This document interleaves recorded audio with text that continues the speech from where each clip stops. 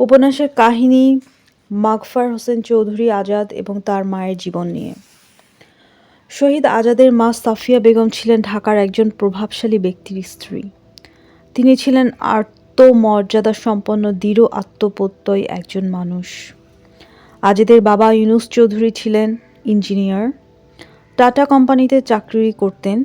চাকরি জীবনের অধিকাংশ সময় কেটেছে বোম্বে ও কানপুরে।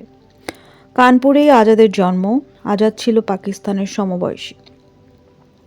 তার জন্ম 11 জুলাই 1946। আজাদি আজাদি বলে যখন সারা ভারতবর্ষ উত্তাল, তখনই আজাদের জন্ম। এজন্যই নাম রাখা হয় আজাদ।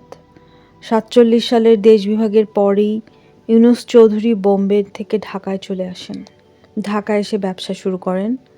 কালক্রমে ঢাকার গুরুত্বপূর্ণ ব্যক্তিতে পরিণত হন। ইউনুস চৌধুরী দ্বিতীয় বিয়ে করলে আজাদের মা সাফিয়া বেগম আজাদকে নিয়ে ইস্কাটনের প্রাসাদসম বাড়ি ছেড়ে ফরাশগঞ্জের বাড়িতে চলে আসেন।